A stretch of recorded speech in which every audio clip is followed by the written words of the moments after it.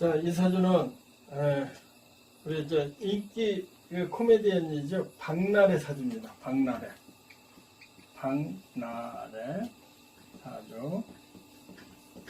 사주인데 이 사주를 볼 때 기본적으로 어디를 중심으로 보라고 그랬죠? 월을 중심으로 보라고 그랬죠? 월지에 그럼 수월이면은 술토죠. 술토 그러니까 음력 9월에 태어난 정화. 그 9월의 특징이 뭐냐면 술토인데 조토죠. 조토래도 술토는 좀 춥습니다. 그러니까 음력 9월달 되면은 가을에 늦은 가을의 계절이기 때문에 이렇게 양토래도 춥거든요. 그러니까 추우니까 이게 이 사주는 병화 천간에 있는 건 좋아요. 병화 천간에 있는 것은 따뜻한 것을 추운 가을에 늦가을에 따뜻함을 만났다. 그래서 정화가 병화에 도움을 받을 수가 있다. 그러니까 그런데 이 사주는 정화가 특징이 술토, 축토를 만났어요. 그러니까 정화, 술토와 축토를 만났다는 것은 식신상관격이라는 얘기예요. 식상격이에요. 그러니까 병화가 따뜻한, 조우로 따뜻한 것은 추운 기운을 면해줬다고 해도 근본적으로 정화가 술토와 축토에 대해서 기운이 설기당하고 있다. 그러니까 식신상관격은 특성이 뭐라고 그랬죠? 재능이 출중하다. 그러니까 대부분 탤런트나 재능인, 또 문화 예술, 또 예체능에 많이 나오는 것이 식신상관격이거든요. 근데 상관이 이렇게 있으면 반드시 뭐가 있어야 된다? 간목이 항상 붙어 다녀야 됩니다. 그리고 일제유금이고 또 은근히 합의되어 있어요. 그러니까 이 사주가 술월에 태어났고 유금이 있고 축이 있어서 식상에다가 유금이 있으니까 신약하다는 얘기거든요. 신약하니까 간목으로서 정화를 다시 태워줘야 된다. 그러니까 불길을 이끌어줘야 된다. 그러니까 간목이 없다고 한다면 이 사주는 고급 사주가 아닙니다. 그러니까 상관의 페임, 상관계의 페임해주면 이제 그 인수가 없으면은 재능인으로 흐르기 때문에 대부분 말 잘하고 말을 재미있게 하고 예능이 있고 음식 솜씨도 좋고 다재다능한 재능은 있어도 이렇게 인격적으로 이렇게 갖춰지지 않기 때문에 인수가 없다면 싸가지 없는 사람이 이렇게 얘기를 합니다. 좀 쉽게 얘기해서. 그러니까 신을 모르기 때문에 간목이 있으나 없는지는 모르겠어요. 그러나 간목이 있으면 이 사주는 대체적으로 연예인을 하지 않을 가능성이 많습니다. 연예인을 하지 않고 뭘 하느냐? 대부분 교육계통으로 나갑니다. 그러니까 머리 좋고 총명하고 재치가 있는데 학문을 갖고 있기 때문에 교육자로 나가는데 이 사주는 아마 간목이 없지 않을까 이런 생각이 들어가거든요. 그렇기 때문에 예능에는 출중해도 좀 그 덕스럽고 좀 학식적인 거 이런 것이 조금 약할 수도 있다. 그러나 운에서 만나면 괜찮겠죠. 그래서 이 사주를 보면은 일지에도 그렇게 길신이 아닙니다. 그러니까 재를 재기 때문에 어떻게 보면 이게 토생금에서 재다신약 식신생객격인데 신약한 식신생객은 재능을 많이 풀어도 돈 모아지질 않고 돈 축제가 안 됩니다. 그러나 연예인이기 때문에 사회적으로 또 요새 계속 유명했기 때문에 사회적으로는 알려져 있어도 실질적으로는 축제가 좀 약하다 이렇게 볼 수가 있거든요. 그런데 이 사주가 지난 몇 년 동안 TV만 틀면 나와요. 박내는 아주 유명하고 키 작고 제가 좀 많이 보거든요. 그런데 왜 유명해졌느냐? 지난 몇 년을 보면은 이렇게 무술년 전부터 작년, 재작년, 개해년부터 임술 개해년이 아니고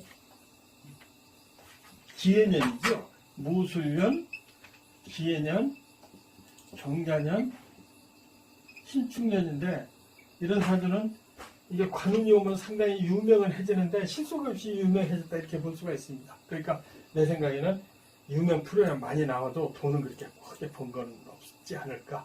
실속 없이 좀 유명을 해졌다. 왜 그러냐면 식신상관이니까 재능이 있거든요. 그런데 또 이게 초년부터 이 관운이 관사론이 있었기 때문에 유명할 수도 있어요. 그러나 이 사주가 지금 돈 버는 거 별로 없다. 이 사주학상은 그렇습니다. 그러나 시를 모르기 때문에 확정될 수가 없는데 시에 간목이 있다면은 이런 그렇게 큰 운이 없어도 이렇게 궁극지거든요. 그런데 지금 이 사주가 30 을축생이니까 11, 21, 31, 32, 33, 34, 35, 37이네요. 37세. 37세인데 지금 대운이 경대운에 들어와 있어요. 그러니까 경대운이라는 것은 이렇게 활동을 많이 하고 돈을 만지는 것 같은 실속이 없다. 그런데 금년은 또 신축년이잖아요. 신축년. 신축년인데 신금이 병신 합을 했어요. 그러니까 이게 실질적으로 병이라는 것은 겁제에 해당하는데 나하고 이렇게 도움을 받을 수 있는 사람을 신축년이 합을 해가지고 구설과 망신을 많이 받을 수가 있습니다. 이게 병이 미약하나마 이 7월에 9월에 추운 계절에 추워지는 계절에 약간 도움을 받을 수 있는데 이것을 신축년에 신금과 병화가 합쳐가지고 병신하면 뭐예요? 구설과 시비거든요. 또 구설과 시비로 인해서 금년운을 망쳤지 않았을까 이렇게 생각이 들어갑니다. 그리고 대운이 경금이기 때문에 갖고 있는 돈도 엉뚱한 대로 많이 쓸데없는 대로 돈을 탕진했다. 저는 이렇게 보고 있습니다. 그 양반 제가 나이를 먹었기 때문에 그 사람은 사생활에 대해서 거의 잘 몰라요. 그러나 사주학상으로 보는 경운의 제다신약에 가까웠고 식신생재계이다. 신약한 식신생재계인데 금이 들어오면 돈이 나간다는 얘기거든요. 벌어도 나간다. 벌어도 나간다. 이렇게 보거든요. 그런데 다행히 내년이